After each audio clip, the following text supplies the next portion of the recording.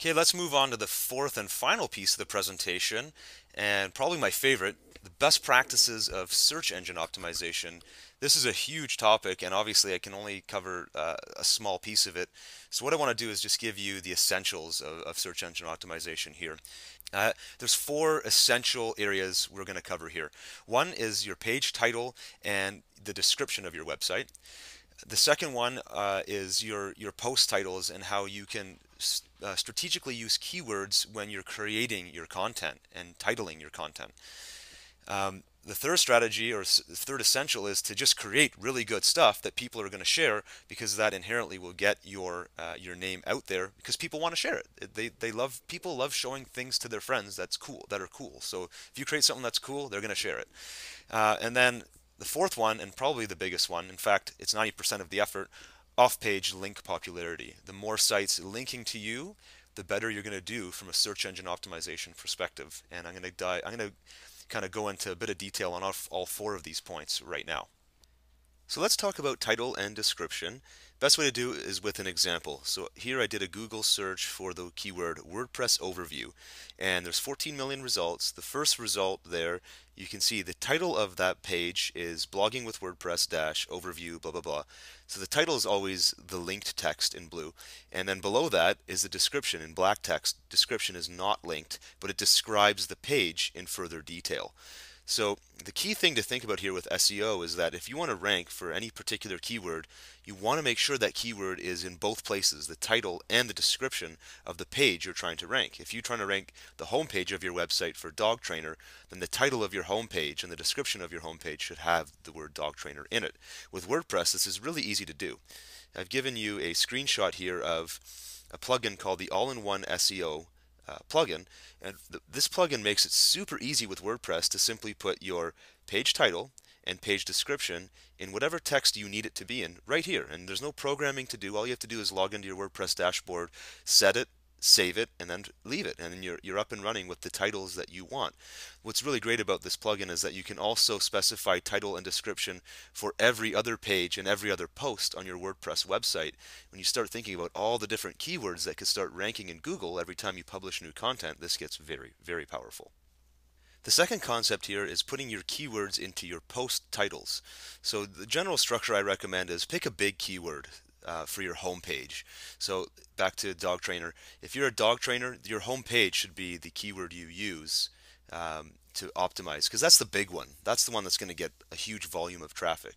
And then you can use keywords in your post titles that are a little bit longer, that you may want to put dog training tips for new dog owners. That's a long keyword, but if you write an article about that, you can capture that traffic. Here is an example of WordPress SEO tips, and I put the first three or four results here, or first three results.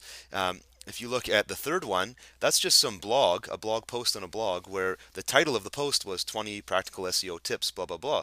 If you wrote your own blog post where the title was literally WordPress SEO tips and you did a little bit of link building, you could probably rank this keyword.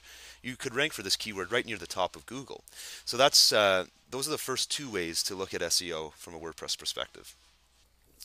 The third SEO component or essential that you want to be aware of when you're managing and indexing your site is creating content that sticks.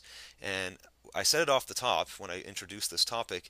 You want to create stuff as often as possible that is going to be interesting, and that you think once other people see it, they're going to want to share it with their friends because it's just so cool and it's so interesting that they need to share it. Here's an example one that I found a while ago on Acquisium.com. I actually don't know this site that well, but just I remember this blog post. And they did a blog post about 10 strange places on Earth with pictures to go along with it, and it described each location and something unique about it. But it was just such a cool blog post that just by default, once they published it, they had over 100 inbound links of other bloggers and other websites linking to it, saying, "Hey, they wanted to tell their audience about this really cool blog post they found." So when I get into the fourth point, which is SEO is all about the number of links coming to your site, there's a great way of getting a whole bunch of links to come back to your website, to point to you. Create good content. The other thing this guy had was over 250,000 page views, 250,000 page views on one blog post because he made it interesting.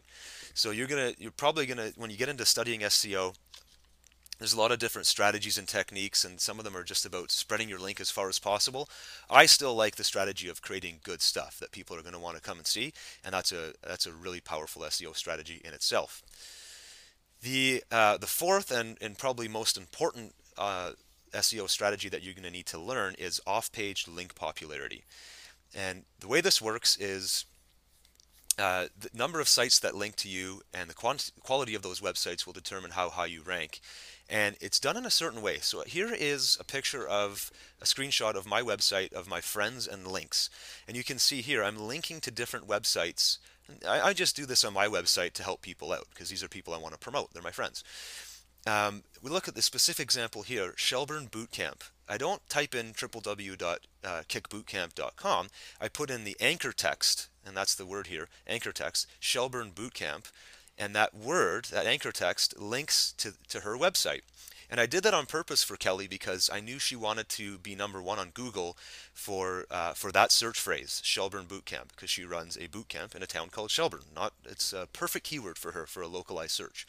Well, if you look at a live Google search, which I just did today, she is in fact #1 for that search term, and I know how she got there because we did all of her SEO for her. And for her website, it was a very low competitive, low competition term.